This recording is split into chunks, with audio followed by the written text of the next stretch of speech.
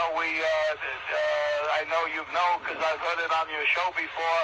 I mean, we steal 100 to 300,000 children a year just here in this country, and we drain the blood and we mix it with the Passover bread, and then we throw the bodies into the slaughterhouses that we own, and we grind up all the bodies in the sausage and the hamburger.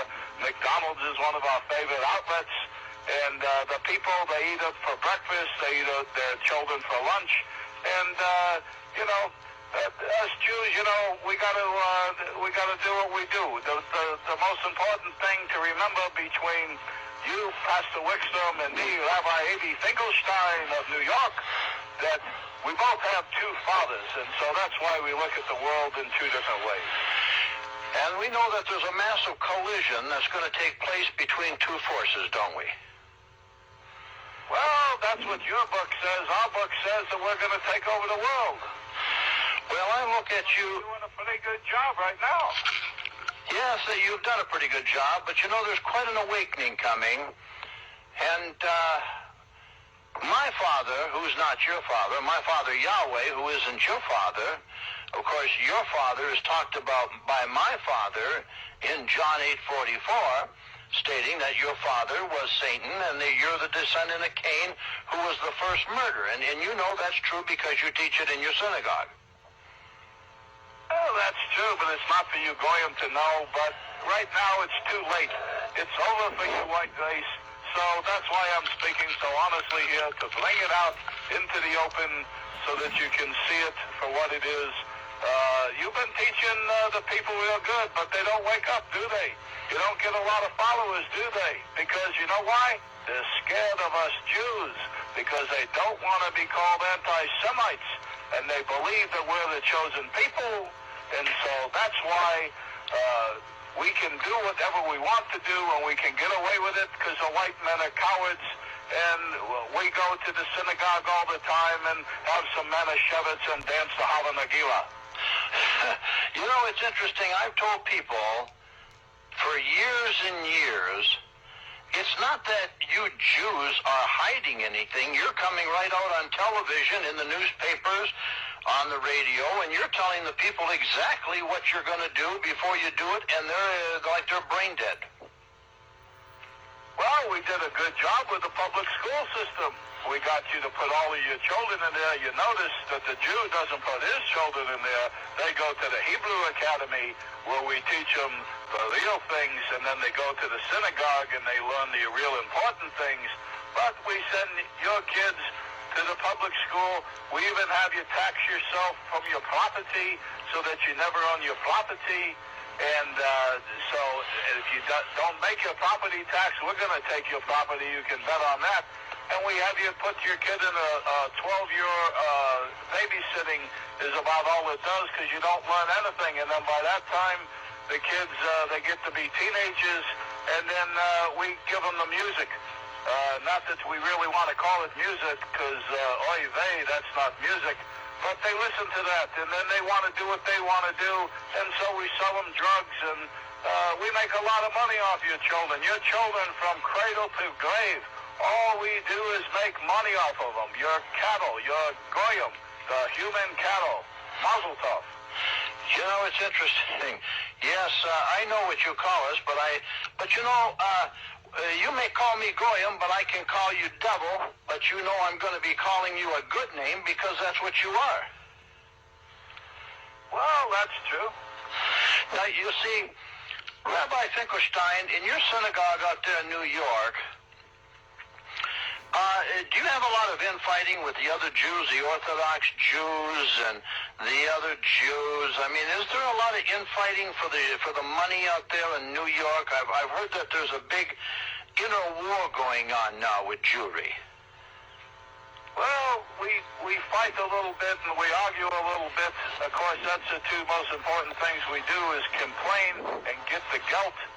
And so what we do, we're not really fighting among ourselves because we're both going to make a lot of money. It's just who's going to make a little more on this deal and who's going to make a little more on that deal.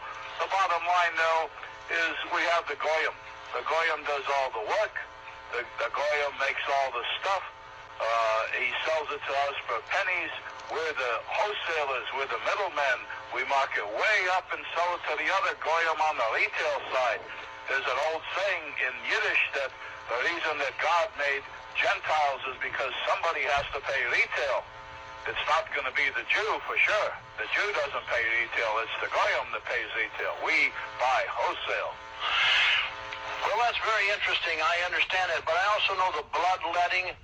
I know that on your Passover, which isn't mine, that a lot of little children do disappear, and I do know that, and I know a lot of police departments and agencies have been informed, but you're very open. You're very open tonight. I'm very surprised that you're talking about the bloodletting of the little children, that you put their blood in the matzah balls, and that you eat it on sacrifice on Passover. Well, there was a goyim that wrote a book about it back in the 30s. I forget his name at the moment. But anyway, he wrote the book. People didn't buy the book. People don't want to listen. We've been doing this for thousands and thousands of years, since down to Adam's time. We take the children of our enemy, which is the white race, and we bring them to the basements in the synagogues, where we drain the blood and watch them die there.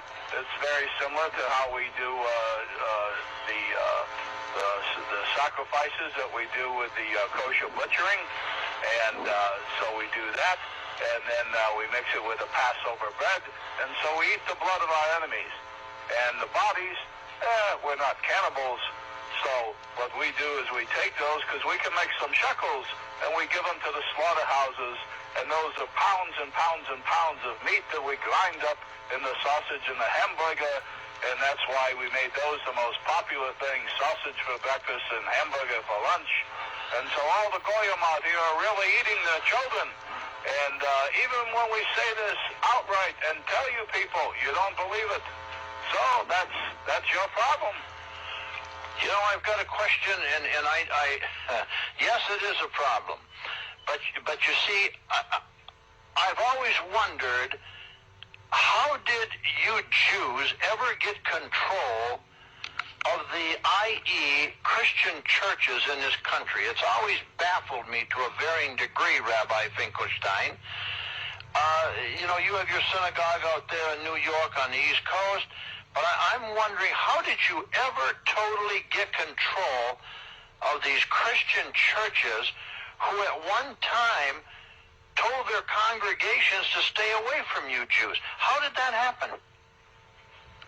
Well, you know, our father Lucifer, the number one thing of all the organizations out there on the earth that we would want to infiltrate and take over of you goyim, obviously would be the churches.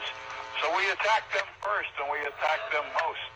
And we infiltrated the Catholic Church right from the very beginning. Why do you think the Pope and all the cardinals and the bishops wear a yarmulke? The white race never figures this out.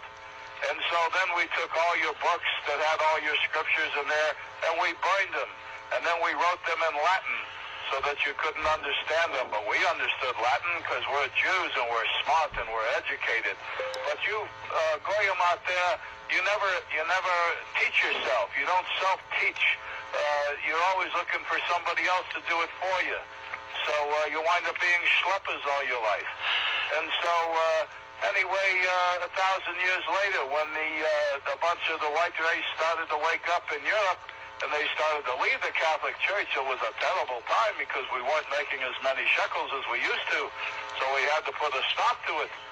So the kings that we had in our hip pocket, just like the politicians in Washington, D.C. today, we paid them off to get you declared heretics so that they would crucify you and kill you.